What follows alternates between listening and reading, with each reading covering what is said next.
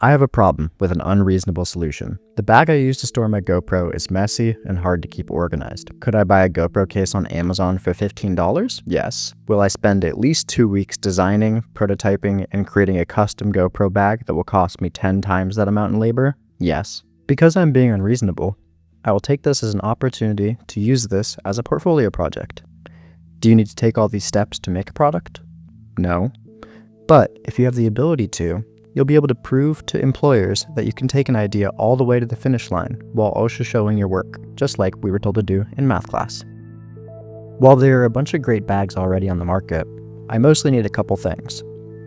I want my bag to be compact but expandable, have foam for support and a fleece lining, interchangeable dividers, a flat lay opening to give me full access to the main compartment, stretch mesh additional storage, loops for clipping onto other bags, external storage for a mini tripod, and dedicated SD card slots.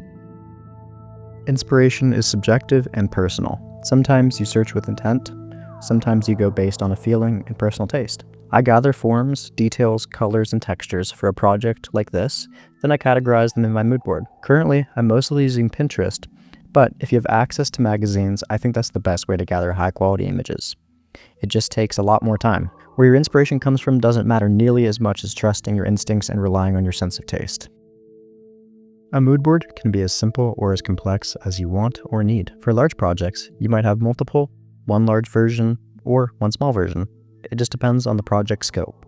For small projects, you might not even have one, or just use a couple reference images to guide your design.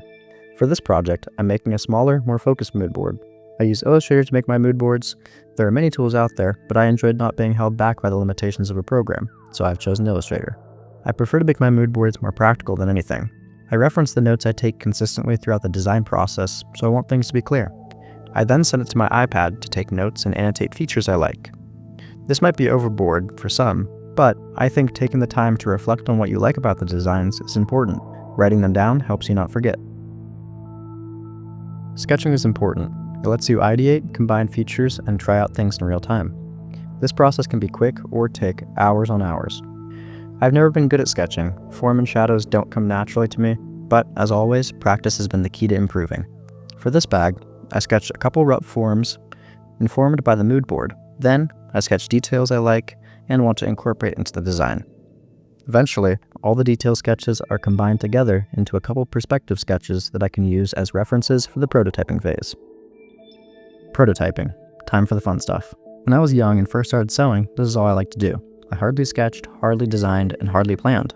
I would come up with an idea, make a list of materials I needed, and went straight to my basement where I would stay for 8 or more hours while I sewed things backwards, took things apart, changed the sizes, and trial by errored my way into somewhat of a functional piece of clothing.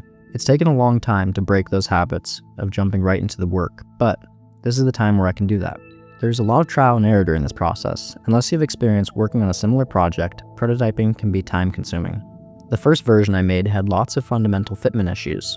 Those were then corrected in the second version, but there were minor tweaks to be made, such as the top pocket flap allowing items to fall out, and the lining being too large and too loose.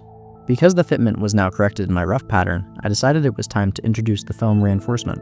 I tried gluing the exterior of the foam, then gluing it into the lining so it would not shift. This did not work. It shrunk the internal space and altered the dimensions throughout. I realized after looking at my camera bag, the foam was floating between the liner and the exterior and was not captured by the seam allowance. I tried this all again, this time sewing the lining to the exterior and placing foam in between, then that achieved the look I was going for. Let's go over the features of the final bag now. Starting from the exterior, we have 2 external pockets, one stretch mesh pocket with stretch bias tape binding, and a zigzag stitch to allow for more stretch that can be used to house a mini tripod.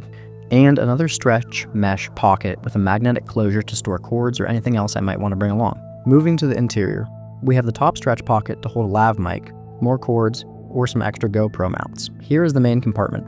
We have Velcro running around and some modular dividers with spacing designed to store my batteries and charger, the GoPro itself, and a mount or two. On the side of one of the dividers, we have elastic to store some standard and micro SD cards. The inside construction is finished with binding tape. If I had to do this again, I would think more about different finishing methods to reduce the bulk in the seams, given that the area is so tight due to the size of the bag. Overall, I am happy with the result and excited to put it to use. Sadly, this is the end of this video. I had hoped to dive into making a professional pattern, documenting the product shot process, and making a tech pack. But life has caught up with me. Although I assume no one is regularly tuning into this channel, I'll be taking a short hiatus to focus on work. I've recently received a promotion that's very exciting. I'll be designing and prototyping and working with manufacturers to get soft goods made at my place of work. So my uploads will be much less frequent for a while. I'll eventually follow up this video with the concluding bits, but this is where I have to end for now. If you enjoyed this video, feel free to check out some of my others, leave a like and follow. It would mean a lot to me, and have a great day. Thank you.